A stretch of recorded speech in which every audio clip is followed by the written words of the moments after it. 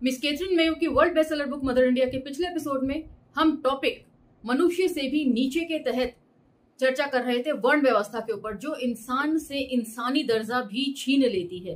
मनुष्य को मनुष्य नहीं माना जाता है, उसे अछूत यानी कि अस्पृश्य बना दिया जाता है। और ये कोई बाहरी आक्रमणकारी या किसी अन्य धर्म के लोग नहीं करते हैं। ये करने वाले जो हैं उनके खुद के स्वधर्म बंधु होते हैं। और आपकी जानकारी के लिए बता दूं कि जाति व्यवस्था जो है वो हिंदू धर्म की एक्सक्लूसिविटी है। और यहाँ पर कैथरीन मेयो ने बहुत बारीकी से अध्ययन के साथ इस चीज का जिक्र किया है कि हिंदू जो हैं वो जाति व्यवस्था के अलावा अपने आप को किसी और व्यवस्था में सोच भी नहीं सकते।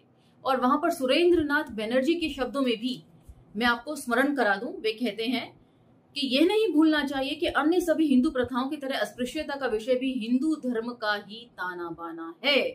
तो इससे क्रूर व्यवस्था शायद दुनिया में कहीं और नहीं है।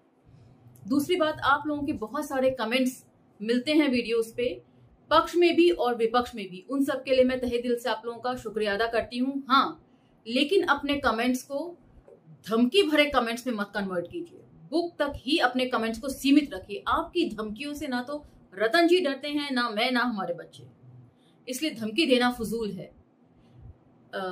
एपिसोड नंबर 25 में आप उस धमकी को जाकर पढ़ सकते हैं कि मेरे ऊपर मानहानि का दावा करना चाहिए। किस चीज के लिए, किस एवज में?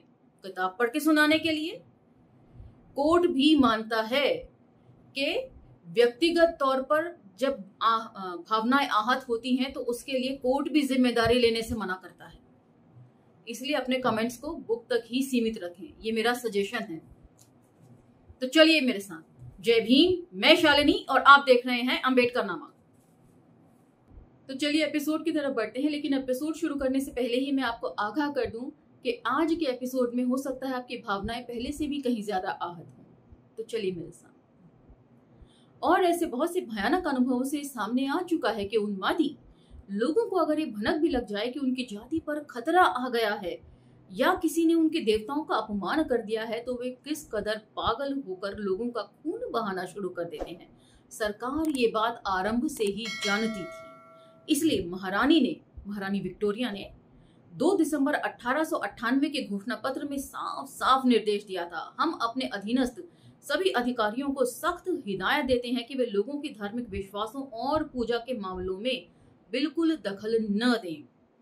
अगर वे इस आज्ञा का उल्लंघन करेंगे तो इससे उन्हें हमारी भारी नाराजगी का पात्र बनना पड़ेगा। और ये जो इन्होंने घोषणा पत्र जारी किया था वो 1857 के विद्रोह के ठीक बाद इन्होंने जारी किया था। तो यहाँ पर छोटा सा इतिहास का एक बार रिवीजन में आपको करा दूं। इतिहास में बहुत सारी चीजें घालमेल करके लिखी हुई हैं और 1857 का विद्रोह जो था वो सैनिक विद्रोह कम और एक धार्मिक विद्रोह ज्यादा था। मंगल पांडे जो अंग्रेजों के काफी वफादार माने जाते थे, जाति से ब्राह्मण भी थे और अंग्रेज सेना में सिपाही भी थे।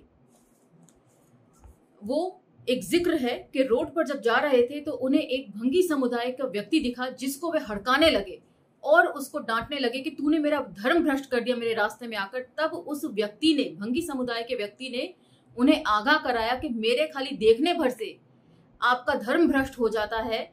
और वहां जो अंग्रेज कारतूस ने लेकर आए हैं उसमें गाय और सुअर की दोनों की चर्बियां मिली हुई हैं, तब आपका धर्म भ्रष्ट नहीं होता। और तब मंगल पांडे ने इसके बारे में इन्वेस्टिगेट किया और ये पाया कि उस भंगी समुदाय के व्यक्ति ने बिल्कुल सही कहा था उन्हें। तो पूरे ब्राह्मण समुदाय को इस लिहाज से अछूत समुदाय का एहसानमंद होना चाहिए कि उन्होंने उनका धर्म बचा दिया। तो इसी वजह से जो विद्रोह था वो धार्मिक विद्रोह ज्यादा था और इसी चीज को अंग्रेज सरकार ने समझा। फिर भी भारत में अंग्रेजों की पहली प्रवृत्ति सामाजिक अन्याय के कारणों को दूर करना था। 1854 के शुरू में ही ईस्ट इंडिया कंपनी के निदेशकों ने ये सिफारिश की थी कि जाति के आधार पर किसी भी लड़के को स्कूल या कॉलेज में प्रवेश देने से रोका नहीं जाए। तो यहाँ पर सिर्फ लड़कों का जिक्र है, लड़कियों का नहीं है। और जब तक उनकी सत्ता रही तब तक वे अपनी नीति पर कायम रहे, पर जब उनकी सत्ता ब्रिटेन के राजा की सत्ता में विलीन हो गई तब उस पर अमल करना मुश्किल हो गया। इसके बाद बार बार इस नीति पर जोर दिया जाता रहा पर उसमें इतनी सावधानी बरती जाती है कि जो लोग इसके नाजुक आधार से अनजान थे उन्हें ये असहाय प्रतीत होता था। तो यहाँ पर एक पॉज के साथ मैं इतना बता दूं कि जो भी कुछ मैंने मंगल पांडे के बारे में कहा है आप उसे आमिर खान की मंगल पांडे फिल्म में देख सकते हैं, जो कि माना जा रहा था कि काफी वेल रिसर्च मूवी है। चलिए टेक्स्ट पर लौटते हैं। पर जब उनकी सत्ता ब्रिटेन की राजा की सत्ता में विलीन हो गई तब उस पर अमल करना उनके लिए मुश्किल हो गया। उसके बाद बार बार इस नीति पर जोर दिया जाता रहा, पर उनमें इतनी सावधानी बरती जाती थी कि जो लोग इसके नाजुक आधार से अनजान थे उन्हें असहाय प्रतीत होता था। उन करोड़ों लोगों पर जो न समझते हैं न समझने के लिए तैयार हैं, कोई भी पाश्चात्य विचार जबरदस्ती थोपने का कुछ भी लाभ नहीं हो सकता। मतलब यहाँ पर लोग सुनना समझना ही नहीं चाहते, धर्मांधता बहुत ज्यादा है। हमने पिछले एपिसोड में सुरेंद्र नाथ बनर्जी के नोट के साथ ही पिछला एपिसोड समाप्त किया था और उसमें ये बात स्पष्ट तौर पर लिखी गई थी कि हिंदू जो हैं वो जड़ बुद्धि होते हैं, उनकी जो भावनाएं हैं वो बहुत जातिगत जो भावनाएं हैं गहरी जमी हुई हैं उनके दिल में। लोगों के खिलाफ जातिगत दुर्भावना को उनका दंभी या निष्ठुर स्वभाव नहीं समझा जाना चाहिए। तो ये बहुत इंपॉर्टेंट और रोचक चर्चा है, यहाँ पर इसे जरूर सुना जाना चाहिए। व्यक्ति की जाति उसकी आत्मा के इतिहास का एक बाहरी चिन्ह है। जो व्यक्ति जाति के असंख्य नियमों में से एक नियम को भी तोड़कर जाति की मर्यादा का उल्लंघन करता है उसे सदा के लिए दंड भोगना पड़ता है। यदि एक हिंदू के रूप में इस नियमों का पालन करने में आप किसी दूसरे को पीड़ा पहुंचाते हैं तो उसका कारण केवल ये है कि उसकी आत्मा के इतिहास ने उसके लिए पीड़ा का ही रास्ता तय किया है। आपको इस विषय में कुछ नहीं करना है और अगर वह एक अच्छा हिंदू है तो वह आपको दोषी नहीं मानेगा, क्योंकि आप और वह दोनों ही ईश्वर द्वारा निर्धारित भाग्य का ही फल भोग रहे हैं। तो जाति व्यवस्था ने अशिक्षित लोगों के माइंड को इस तरह कैप्चर किया है कि वो खुद ही अपने आप को दोषी मानते हैं, ब्राह्मण को दोष नहीं देते हैं। ब्राह्मण यदि उनके साथ दुर्व्यवहार करता है तो वो उसे बहुत कॉमनली किया जाने वाला बिहेवियर समझते हैं कि ये तो बड़ा सामान्य सा व्यवहार है। हम अछूत हैं क्योंकि हमारे पुराने जन्मों में हमने बहुत ज्यादा गलत काम किए हैं, इस वजह से इस जन्म में हमें अछूत बनकर दुख भोगने पड़ रहे हैं। ऐसी उनकी सोच डेवलप कर दी गई है, इसलिए वे अपने साथ किए जाने वाले दुर्व्यवहार को दोषी नहीं मानते हैं करने वाले व्यक्ति को। आज अछूतों के लिए कानून जो कुछ करता था वह सब किया जा चुका है। जहां तक सरकार कर सकती थी उसके लिए शिक्षा उपलब्ध कराने और उन्हें उच्च पदों पर नियुक्त करने के लिए सुविधाएं खुलकर दी गई हैं। सरकार की ओर से भूमि विकास और सहकारी योजनाओं में भी तेजी से वृद्धि हो रही है। उन्होंने उनकी उन्नति के साधनों का भारी मार्ग खोल दिया है, किंतु प्रांतीय सरकारों के लिए ऐसा कानून पास करना जिसमें प्रत्येक नागरिक के लिए सरकारी स्कूलों में पढ़ने जैसी सार्वजनिक सुविधाओं के उपभोग का अधिकार दिया गया हो, एक बात है, पर उस कानून को जिसमें न लोगों की इच्छा हो न सहयोग करने की भावना हो, असंख्य छोटे छोटे गांवों और बड़े शहरों में लागू करवाना एकदम दूसरी बात है। तो बहुत सामान्य सी बात कैथरीन कह रही हैं कि कानून बना देना सरकारों के लिए बहुत आम बात है, बड़ा आसान है, लेकिन उसको लागू करवा देना बहुत मुश्किल काम होता है। इसलिए दोनों अलग अलग बातें होती हैं, कानून का बनना और उसका लागू हो जाना। उदाहरण के लिए मद्रास सरकार के 17 मार्च 1919 के आदेश का ये पैराग्राफ देखिए। कानून ये कहता है कि जाति के आधार पर किसी भी लड़के को प्रवेश से वंचित नहीं किया जाएगा, पर पंचम वर्ण के अर्थात अछूत बच्चों को मद्रास प्रांत के 8,157 स्कूलों में से केवल 609 स्कूलों में ही प्रवेश दिया जाता है। फिर भी यह घोषणा यदि ठीक से पढ़ें तो विजय का प्रतीक है, क्योंकि अछूतों के लिए खोले गए ये 609 स्कूल कट्टरवादी हिंदुओं के क्षेत्र में हैं, जो एक बड़ी बात है, जबकि इससे 12 गुना स्कूलों ने अछूतों को प्रवेश देने से इनकार कर दिया था। तो अंग्रेजी की कहावत है ना कि something is better than nothing. तो कम से कम शिक्षा की शुरुआत तो कहीं से हो रही है, यही बहुत बड़ी तसल्ली की बात थी उस समय। बंबई विधान परिषद में अगस्त 1926 में एक दिन इस विषय पर बहस हो रही थी कि नगर पालिकाओं और अन्य परिषदों को बाध्य किया जाए कि वे अछूतों को अपने बच्चों को स्कूल भेजने, सार्वजनिक कुओं में पानी लेने और नागरिक सुविधाओं का उपयोग करने की स्वतंत्रता का अधिकार दें। अधिकांश हिंदू सदस्यों ने इस सिद्धांत को स्वीकार कर लिया था, परंतु एक सदस्य ने, जिससे अन्य सदस्य भी सहमत थे, ये कहकर विरोध किया कि यह प्रस्ताव अमल में आ गया तो हमें विरोध के तूफान का सामना करना पड़ेगा। रूढ़िवादियों का मत इतना मजबूत है कि इस प्रस्ताव से सहानुभूति रखते हुए भी मुझे लगता है कि अगर हम इसे व्यवहार में लाएं तो इसका परिणाम भयानक हो सकता है। Footnote 6। Bombay legislative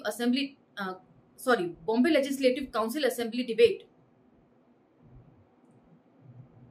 1926 volume Roman में footnote 6 Bombay legislative council debate 1926 volume Roman में 18 पार्ट रोमन में ही 9 पृष्ठ संख्या 717।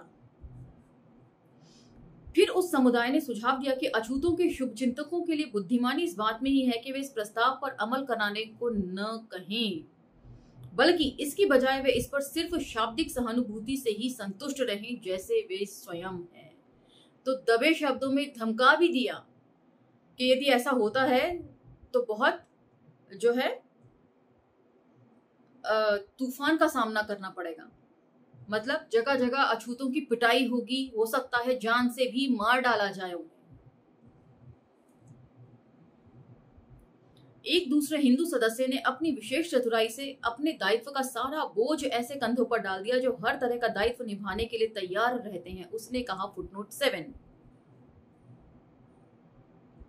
Bombay legislative council debate 1926 volume Roman में 18 पार्ट रोमन में 9 और पृष्ठ संख्या 728। मुझे लगता है कि ब्रिटिश सरकार ने इस प्रांत में बहुत ही कायरता की नीति अपनाई है, क्योंकि उन्होंने किसी भी समाज सुधार के कानून में भाग लेने से इनकार कर दिया है। संभवतः विदेशी होने के नाते सरकार को यह डर था कि लोग उन पर धार्मिक समुदायों के मामलों में हस्तक्षेप करने का आरोप लगाएंगे। महारानी विक्टोरिया ने उस घोषणा पत्र के बावजूद, जो विभिन्न वर्गों और समुदायों के बीच समानता के बारे में था, सरकार ने उसे व्यावहारिक रूप से कार्यान्वित नहीं किया।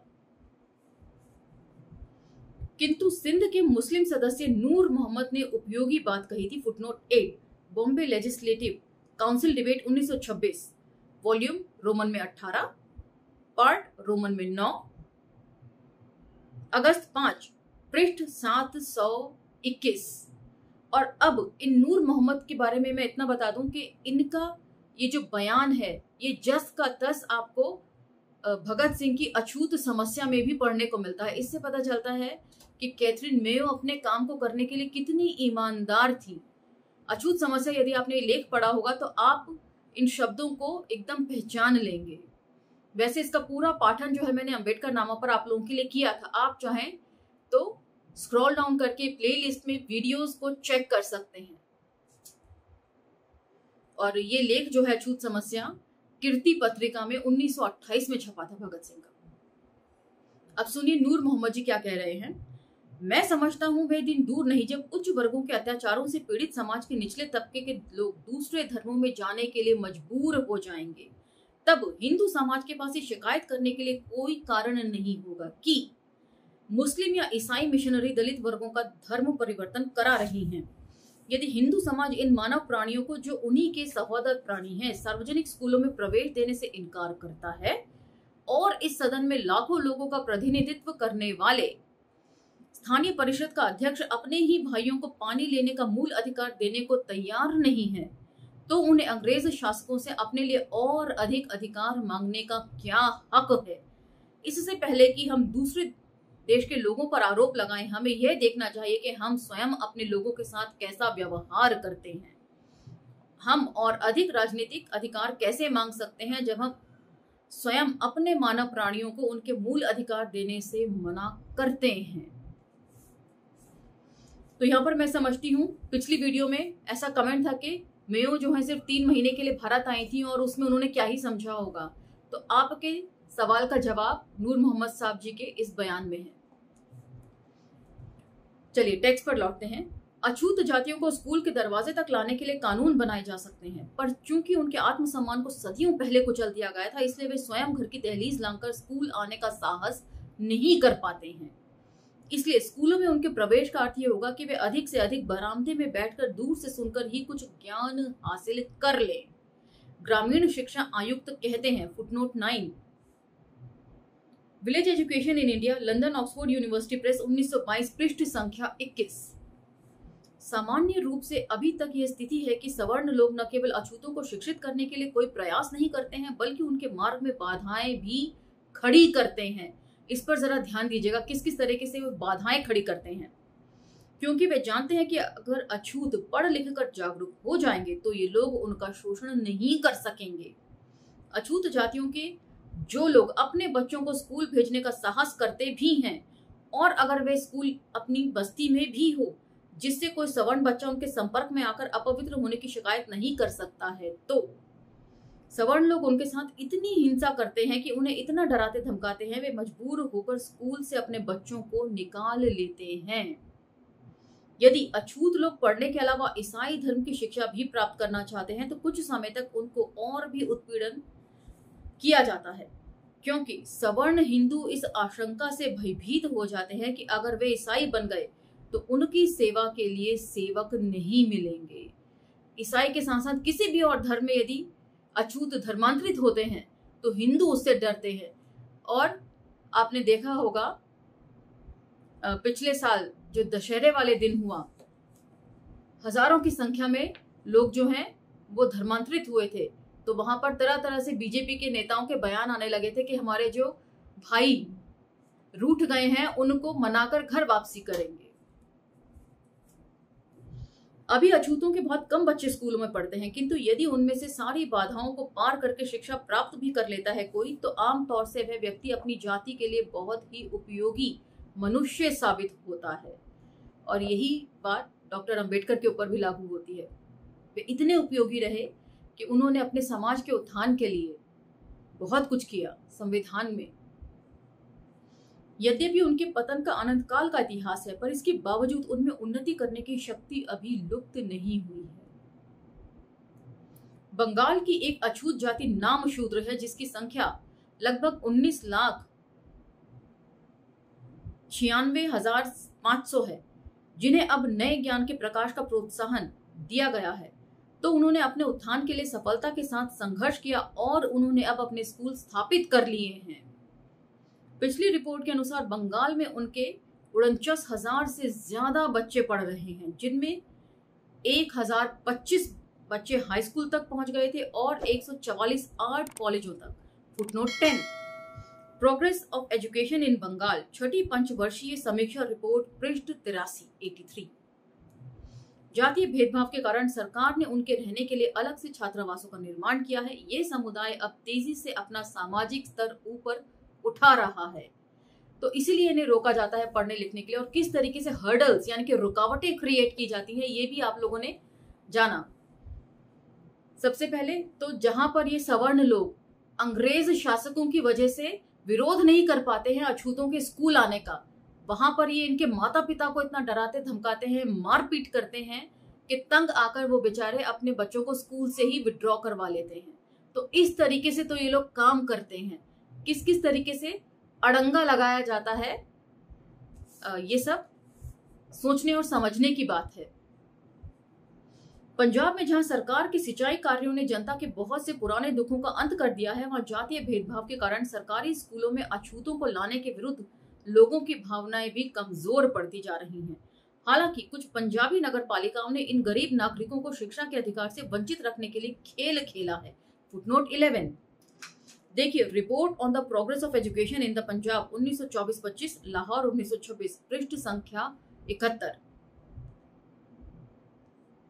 बंबई की शैक्षणिक रिपोर्ट से भी पता चलता है कि स्कूलों में पढ़ने वाले अछूत बच्चों की संख्या में उल्लेखनीय वृद्धि हो रही है, खासकर ईसाई मिशनरी स्कूलों में। इससे परिणामतः कुछ रोचक अनुमान निकलते हैं। अब सुनिए, दलित वर्गों के लोगों ने अपने दुखों को सुनाने और अपने अधिकारों की मांग के लिए अपने प्रतिनिधियों का सम्मेलन करना आरंभ कर दिया है।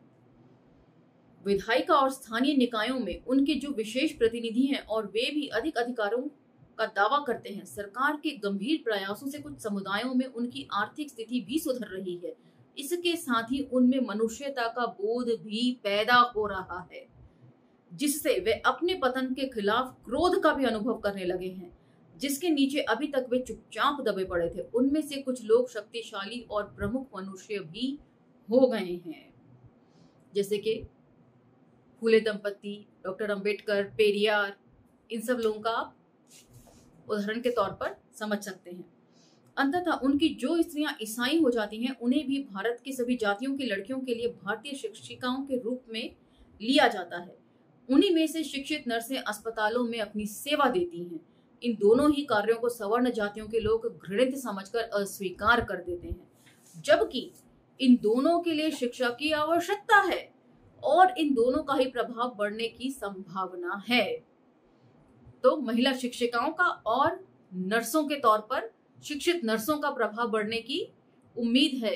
100 साल पहले तकरीबन कैथरीन मेयो ने इस बात को समझ लिया था और आज आप देख रहे हैं कितनी औरतें हैं शिक्षित हैं। और यहां तक कि औरतों के लिए सबसे बेहतरीन प्रोफेशन ही टीचिंग प्रोफेशन मान लिया गया है, लेकिन उस टाइम इसका खासा विरोध होता था। और जबकि सिर्फ पढ़ने लिखने के बाद ही आप इसे कर सकते हैं। ऐसा नहीं है कि अनपढ़ होके बस 2-4 मंत्र पढ़ के आप टीका लगा दें और मंदिर में घंटा बजा दें।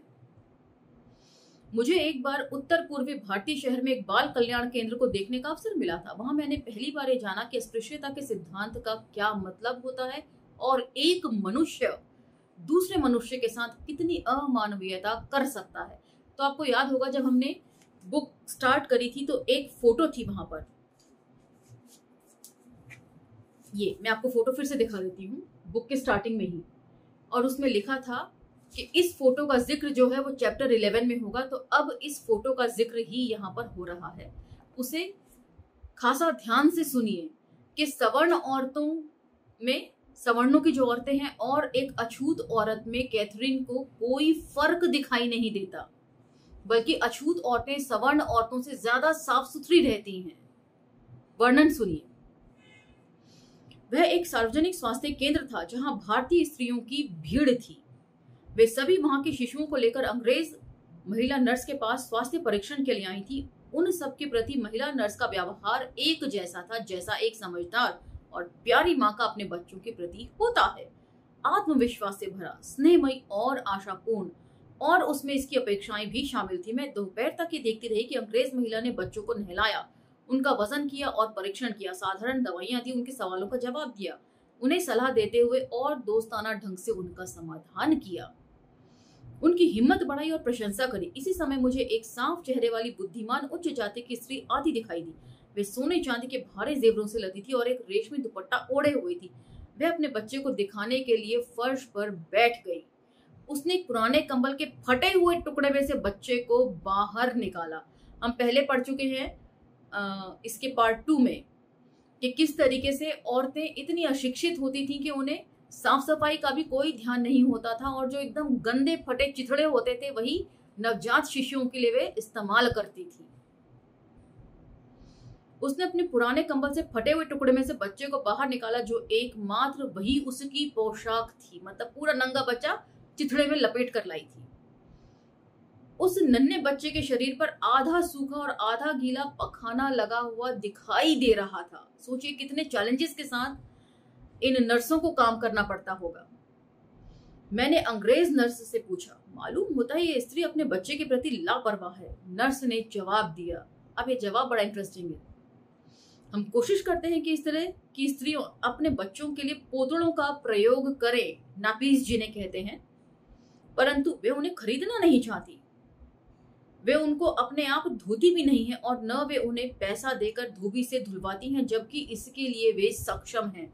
जिसने सोने चांदी के जेवर से जो औरत लदी हुई है, इसका मतलब है वो सुविधा संपन्न औरत है, उसके पास हर तरह की सुविधा है, लेकिन फिर भी उनका माइंडसेट जो है वो इतना गंदा है कि साफ सफाई के लिए वो तैयार नहीं होती हैं।